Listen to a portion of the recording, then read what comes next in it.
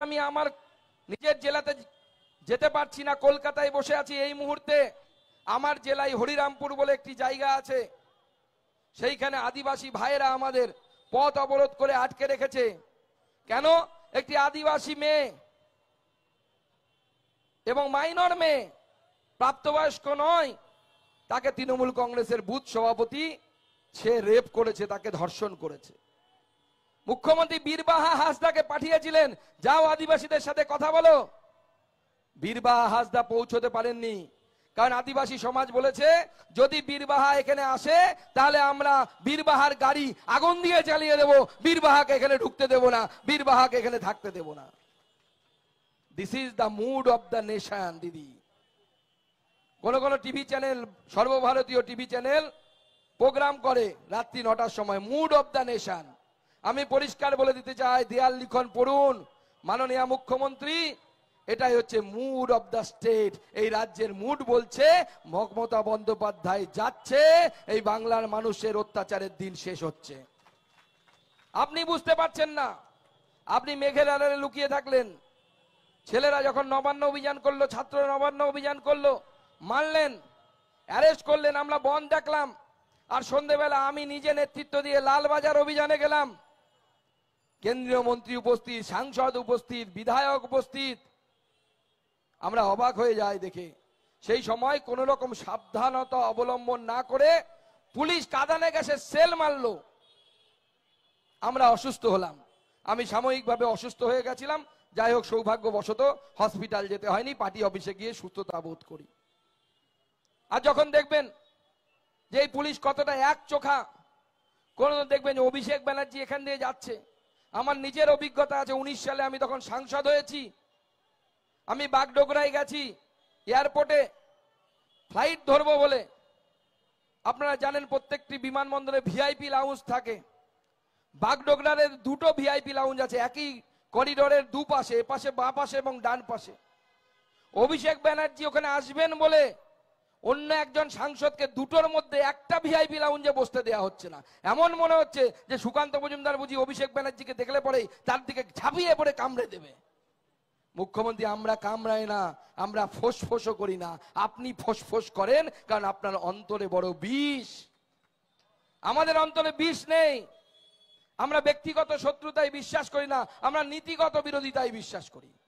সেটা ভারতীয় জনতা পার্টি পরিষ্কার বলতে পারে যে যত রাজনৈতিক দল, সামাজিক সংগঠন যারা এই ইস্যু নিয়ে ধর্মঘট করুক, আন্দোলন করুন, প্রত্যেকটি আন্দোলনে ভারতীয় জনতা পার্টির সমর্থন থাকবে, ভারতীয় জনতা পার্টি তাদের সমর্থন করবে। এটা ভারতীয় জনতা পার্টি পারে, অন্যরা পারে না।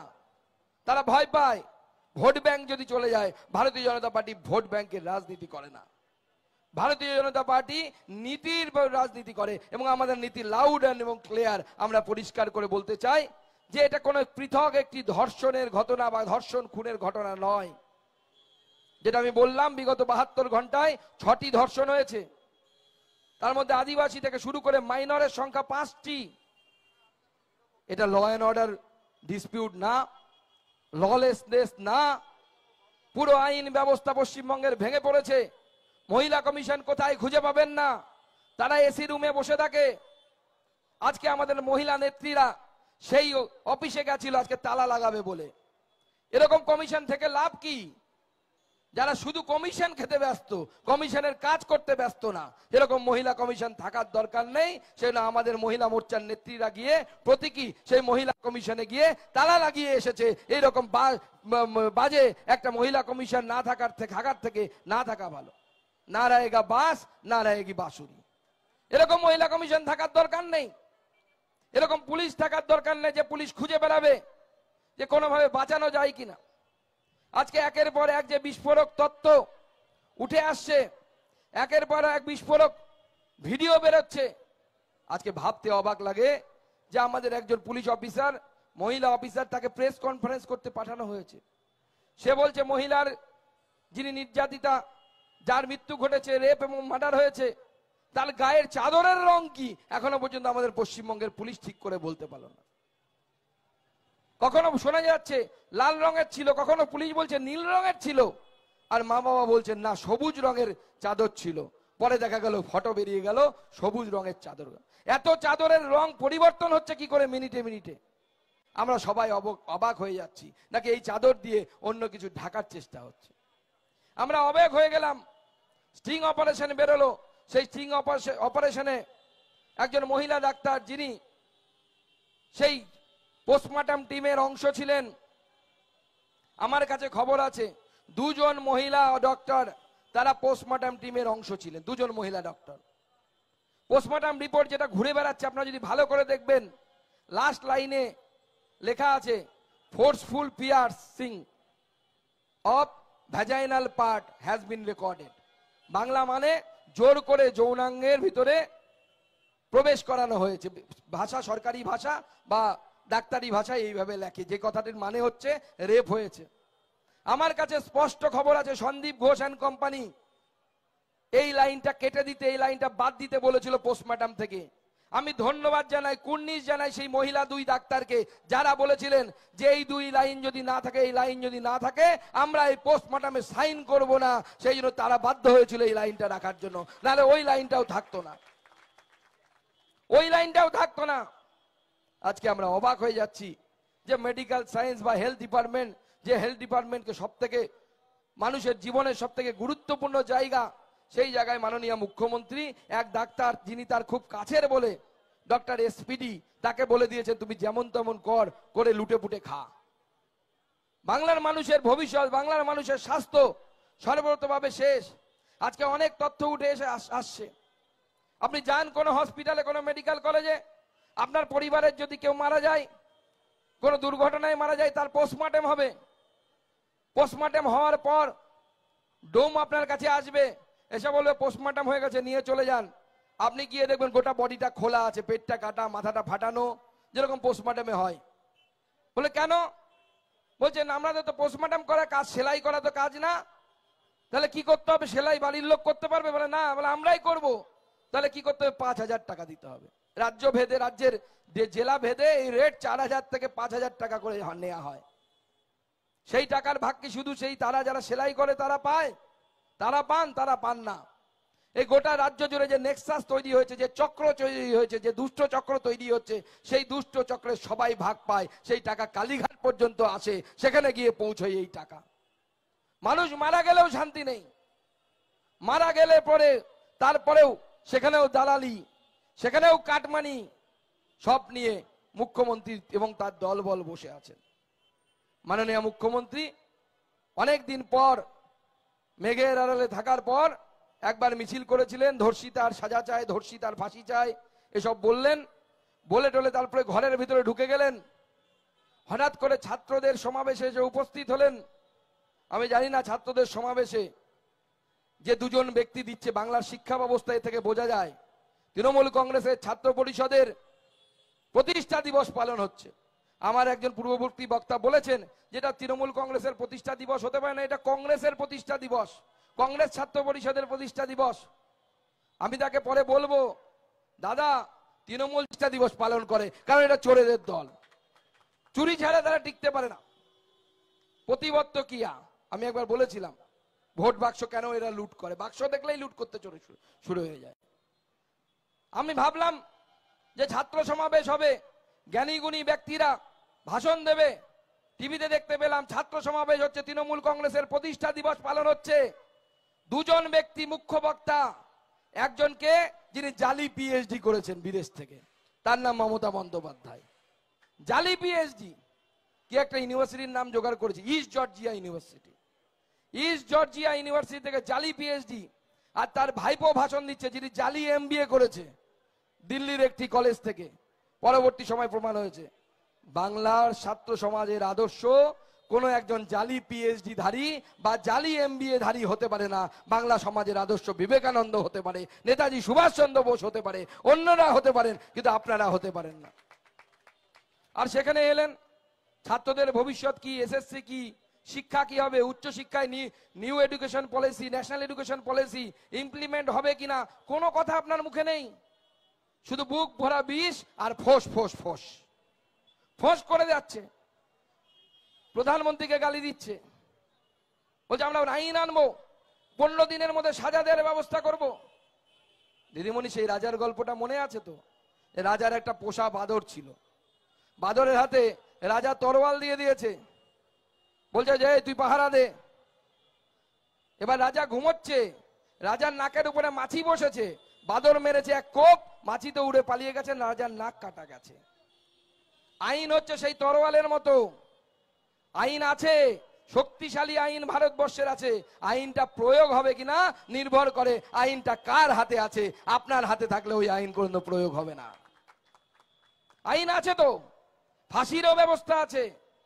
আমি প্রশ্ন করতে চাই মাননীয় মুখ্যমন্ত্রী, এখন আপনি ডেট দিচ্ছেন 15 দিনে ফাঁসি দিব, 30 দিনে ফাঁসি দিব, যেন মনে হচ্ছে যেরকম খাবার হোম ডেলিভারি হয় 30 মিনিটের মধ্যে পিজা বাড়িতে পৌঁছে যাবে, সেরকম 15 দিনের মধ্যে ফাঁসি, মমতার গ্যারান্টি, নালে টাকা ফেরত, সেই রকম মনে হচ্ছে শুনতে আমাদের। কিভাবে দেবেন?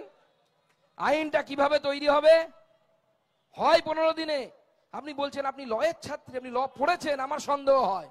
আমি ল পড়িনি, আমি বোটানির প্রফেসর, আমি বোটানি পড়েছি, কিন্তু এই রাজনীতিতে থাকতে থাকতে 5 বছর সাংসদ থাকতে থাকতে যতটুকু শিখতে পেরেছি, যতটুকু বুঝতে পেরেছি, 15 দিনে যদি কাউকে ফাঁসি দেওয়ার চেষ্টা করেন কোনো ধর্ষণের অপরাধীকে, সেটা ফাঁসি দেওয়ার সম্ভব নয়, কারণ ওই 15 দিনের মধ্যে প্রতিষ্ঠা করাই যাবে না যে কে দোষী আর কে দোষী নয়। ভারতবর্ষের আইন তাই বলছে। আপনি বলছেন আপনি 15 দিনে ফাঁসি দেবেন, নরেন্দ্র মোদী তো আপনাকে 127 খানা ফাস্ট ট্র্যাক কোর্ট খুঁড়তে বলেছিল, টাকা পাঠিয়েছিল। ফাস্ট ট্র্যাক কোর্টের নিয়ম হচ্ছে 60% টাকা কেন্দ্র দেবে, 40% টাকা দেবে রাজ্য। আপনাকে সেই ব্যবস্থায় পরিকাঠামোর জন্য সেটাও দিতে দেবে বলেছিল। 20 খানা পস্কো কোর্ট, 123 খানা ফাস্ট ট্র্যাক কোর্ট। আপনি কটা খুলেছেন? কটা ফাস্ট ট্র্যাক কোর্ট চলছে? ফাস্ট ট্র্যাক কোর্টে কতজনকে ফাঁসি দিয়েছেন 15 দিনের প্যাকেজে? একজনকেও আপনি দিতে পারেননি, একটিও ফাস্ট ট্র্যাক কোর্ট চালাতে পারেননি। তার পরিবর্তে আপনি কি করেছেন? কামদুনি কাণ্ড, মেয়েটিকে মার্ডার করে, রেপ করে 2 পা ধরে ছিঁড়ে ফেলা হয়েছিল, তারপর তার অপরাধীরা ধরা হলো। আমাদের কামদুনি, টুম্পা, কয়াল এবং অন্যান্যরা, মৌসুমী, এরা সব আন্দোলন করলেন, টিভিতে সবাই কামদুনি কামদুনি করতে শুরু করলো। বিজেপিও সেই সময় আন্দোলন করেছিল। নিচু আদালতে 3 জন সাজা পেয়ে গেল, আমরা সবাই ভুলে গেলাম, বাহ খুব ভালো হয়েছে, সাজা হয়েছে, হাততালি দাও, মমতা ব্যানার্জিকে সবাই ভোট দাও। তারপরে খেলা শুরু হলো।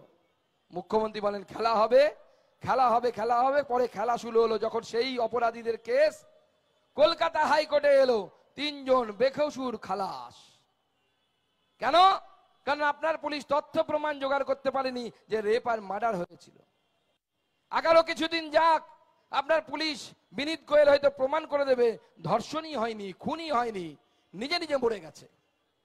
আপনারা সেটাই হয়তো প্রমাণ করে দেবেন, দিন আসছে সেই রকম। এটাই আপনাদের পুলিশ পারে। সেটা আইন বানানোটা বড় কথা নয় মুখ্যমন্ত্রী, আইনটা কিভাবে ইমপ্লিমেন্ট করতে হবে, কিভাবে ধরাতলে আনতে হবে, that is the most important part. আপনার আইন আছে, কিন্তু সেই আইনকে আপনি ভোতা করে রেখেছেন আপনাদের পুলিশদের দিয়ে। আর কি বলছেন? যে আপনাকে নাকি অনেক গালিগালাজ করা হয়েছে। আমরা ব্যক্তিগতভাবে কাউকে গালিগালাজ করি না। আর বলছেন রামকৃষ্ণ দেবের কথা শুনিয়ে বলছেন তোমরা ফোঁস করো, কামড়াবে না, ফোঁস করো। মাননীয় মুখ্যমন্ত্রী, আপনি ফোঁস করার কথা বলছেন। আমাদের একজন কবি আছে, ছোটবেলায় আমরা কবিতা পড়েছিলাম, বাপুরাম সাপুরে কোথা যাস বাপুরে। সেই কবি লিখে গেছেন তার কবিতায়, সেই সাপ জ্যান্ত গোটা 2 আনতো। আমি জানি না কবি জানতেন কিনা। কবি কি বলেছেন? সেই সাপ জ্যান্ত গোটা 2 আনতো। এখন তৃণমূলের 2টো সাপ, ভাইপো সাপ আর পিসি সাপ, ফোঁস ফোঁস করছে, সমানে ফোঁস ফোঁস করছে। সেই সাপ জানতো গোটা 2 আনতো। পরের লাইনে ট্রিটমেন্টের কথাও কবি বলে গেছেন, শেষ লাইনে মনে আছে তো, তেরে মেরে ডান্ডা করে দি ঠান্ডা। দিদিমণি যেমন মনে রাখবেন ফোঁস করার কথা বলছেন, সেইভাবে কবিতার শেষ লাইনটা মনে রাখবেন, তেরে মেরে ডান্ডা করে দি ঠান্ডা। বাংলার জনগণ ঠান্ডা করবে ফোঁস করতে আসলে, সেই সময় আসছে, বাংলার জনগণ ঠান্ডা করে দেবে। আপনার অনেক ফোঁস শুনেছি আমরা। 21 সালে নির্বাচন, আপনারা নির্বাচনের পর ভারতীয় জনতা পার্টির 50-এর বেশি কর্মীকে আপনারা খুন করেছেন, কার্যকর্তাদেরকে, নেতৃত্বকে খুন করেছেন। 35-টির বেশি রেপ হয়েছে এই রাজ্যে। ভাবতে পারা যায়? সেই দিনগুলো আমরা দেখেছি। ভারতীয় জনতা পার্টি পিছু হটেনি এবং মুখ্যমন্ত্রীকে সাবধান করে দিয়ে বলতে চাই যে আপনি যতই ফোর্স করুন ভারতীয় জনতা পার্টি পিছু হটবে না, শেষ পর্যন্ত লড়াই করে আপনার শেষ দেখে ছাড়বে, আপনার রাজনৈতিক বিসর্জন দিয়ে ছাড়বে।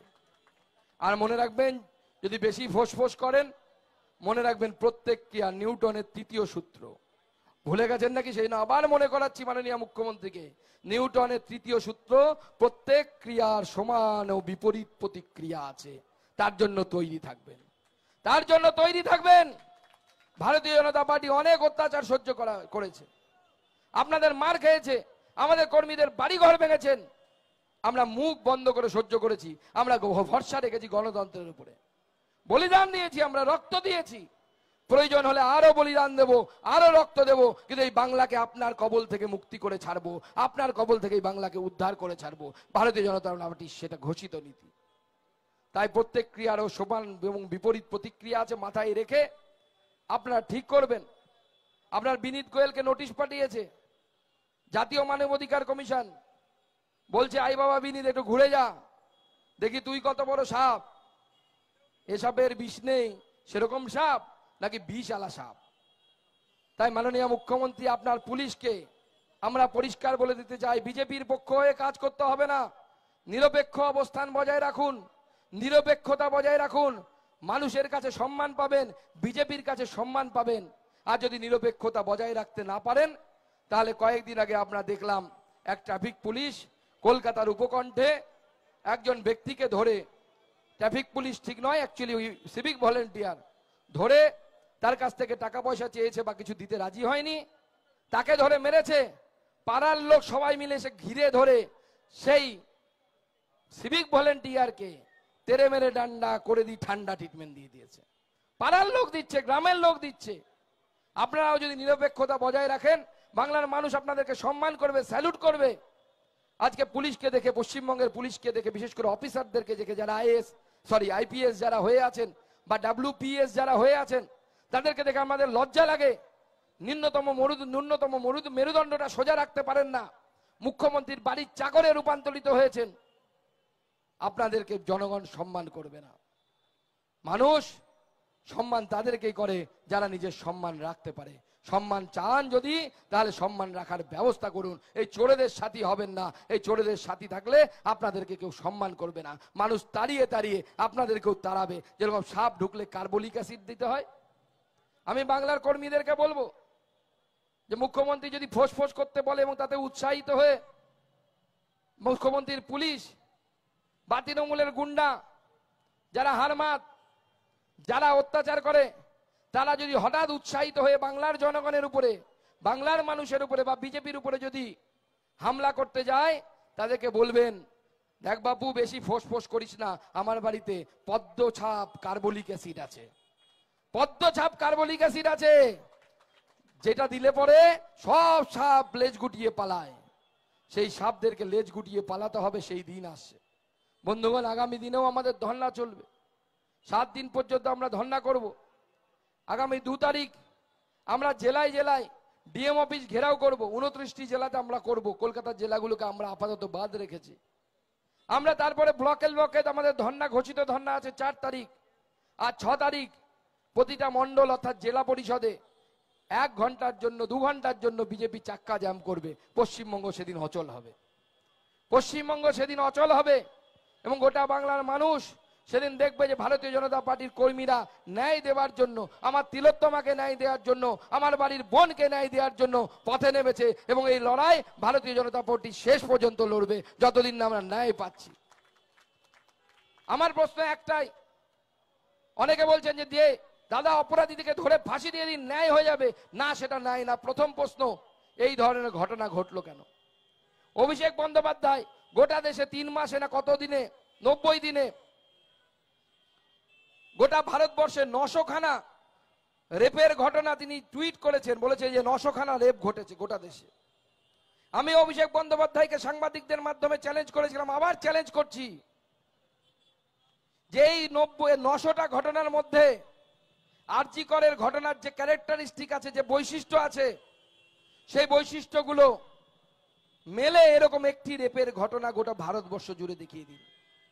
আমি প্রথম দিন থেকে বলছি, আরজি করের রেপ অ্যান্ড মার্ডারের ঘটনা, it is a unique, unique incident. কেন?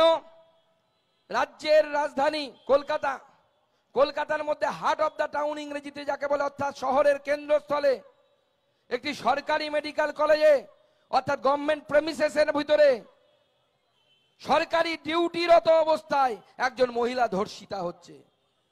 শুধু ধর্ষিতা নয়, ধর্ষণ এবং মার্ডার করা হচ্ছে। সেই জন্য এটা শুধুমাত্র একটি ধর্ষণ, সাধারণ ধর্ষণ এবং মার্ডারের ঘটনা না। এই ঘটনা প্রমাণ করছে যে এই রাজ্যের আইন ব্যবস্থা, আইন শৃঙ্খলা সম্পূর্ণরূপে ভেঙে পড়েছে এবং তার জন্য যদি কেউ দায়ী থাকে, তার জন্য দায়ী হচ্ছে মমতা বন্দ্যোপাধ্যায়। তিনি দায়ী, আপনাকে রেসপন্সিবিলিটি নিতে হবে।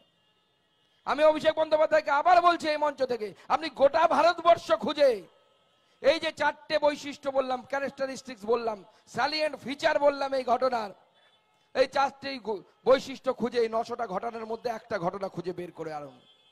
আপনি পারবেন না, কারণ রেপ হয়েছে, এটা অন্যান্য জায়গাতে হয়েছে, আমরা অস্বীকার করছি না। অপরাধীদেরকে ধরা হচ্ছে, কোথাও অপরাধীদের বাড়ির উপরে বুলডোজার চলছে, কোথাও অপরাধীদের এনকাউন্টার করা হয়েছে।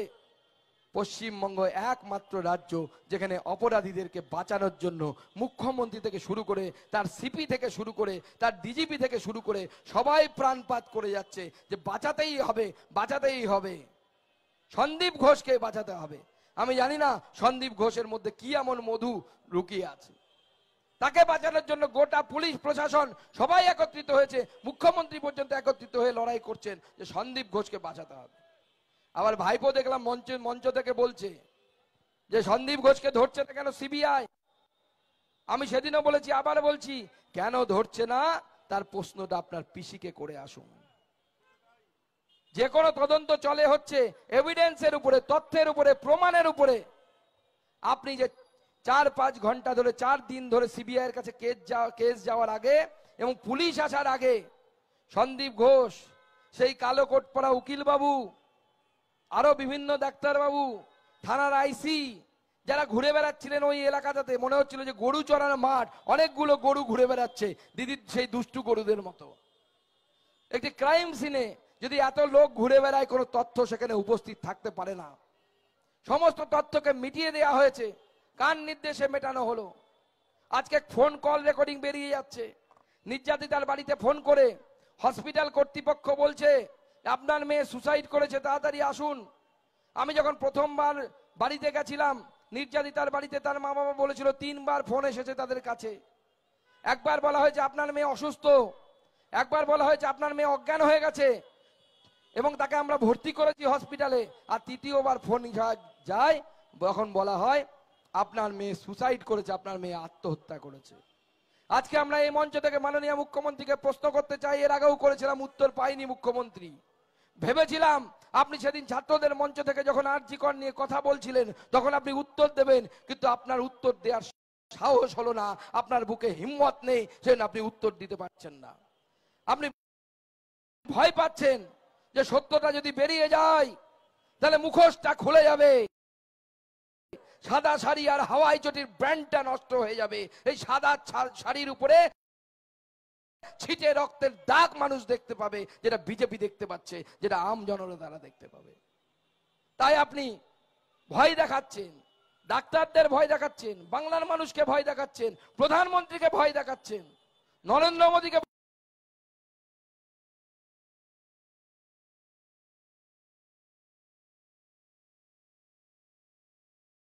ভয় দেখাচ্ছেন। বাংলা অশান্ত করলে আমি আসাম, মণিপুর অশান্ত করে দেব। মাননীয় মুখ্যমন্ত্রী, আমাদের বলতে ভালো লাগছে না, কিন্তু তবু আমরা বলছি, আপনার গলার স্বর আর বাংলাদেশের জামাতে ইসলামীর স্বর একসাথে মিলে যাচ্ছে, এক রকম শোনা যাচ্ছে। কেন্দ্রীয় এজেন্সিগুলোকে আমি আগেই বলেছি, আবার অনুরোধ করব, আমার মাননীয় মুখ্যমন্ত্রী, আমাদের মাননীয় মুখ্যমন্ত্রী, তার উপরে তীক্ষ্ণ নজর রাখুন মমতা বন্দ্যোপাধ্যায় কার সাথে বৈঠক করছে। কারণ আমরা বাংলাদেশের কেসে দেখেছি অনেক বৈদেশিক শক্তি বিভিন্ন বিরোধী রাজনৈতিক দলের সাথে এসে বৈঠক করেছে, শেখ হাসিনা সরকারের পতনকে ত্বরান্বিত করেছে, এরকম বিভিন্ন বিশেষজ্ঞরা বলছে, আমরা বলছি না। আগামী দিনে যদি মমতা বন্দ্যোপাধ্যায় যদি এরকম কারো সাথে বৈঠক করেন যা ভারতবর্ষের উত্তর পূর্বকে অস্থির করার চেষ্টা করবে, আমি উত্তর পূর্বের একজন দায়িত্বপ্রাপ্ত MOS মিনিস্টার, সেই হিসাবে বলতে চাই, যদি উত্তর পূর্বকে অশান্ত করার চেষ্টা করেন, আমাদের হেমন্ত বিশ্ব শর্মা উত্তর দিয়েছে সোশ্যাল মিডিয়ায়। তিনি বলেছেন, আপনার সাহস হয় কি করে আপনি অসমের দিকে তাকান। মাননীয় মুখ্যমন্ত্রী, ভারত আমার আপনার সকলের স্বাদের দেশ। এই দেশের অখণ্ডতাকে, এই দেশের মানচিত্রকে যদি আপনি পরিবর্তন করতে আসেন, তাহলে আপনার দলের মানচিত্র আমরা পরিবর্তন করে দেবো, আপনাকেও পর্যন্ত আমরা ছাড়বো না। ভারতীয় জনতা পার্টি সেই লড়াই করবে। ভারতের উপরে কোনো কিছু নেই। তাই বন্ধুগণ, আমাদের মাননীয় মুখ্যমন্ত্রীর এই ধমকানোতে চমকানোতে ভয় পাবেন না। সেই ডাক্তাররা, যারা ইন্টার্নরা, যারা আন্দোলন করছেন, তাদেরকে বলতে চাই, আপনারা হয়তো বিজেপি করেন না, কোনো অসুবিধা নেই, আপনারা নিরপেক্ষভাবে অরাজনৈতিক আন্দোলন করুন, আপনাদের সমর্থন জানাবো। এই অত্যাচারী শাসকের পতন অবশ্যম্ভাবী, এবং সেই পতন ভারতীয় জনতা পার্টি ত্বরান্বিত করবে এই ডাক দিয়ে আমি আমার এবং সেই পতন ভারতীয় জনতা পার্টি ত্বরান্বিত করবে এই ডাক দিয়ে আমি আমার বক্তব্য এখানেই শেষ করছি। বন্দে মাতারাম। ভারত মাতা কি, ভারত মাতা কি, ভারত মাতা কি।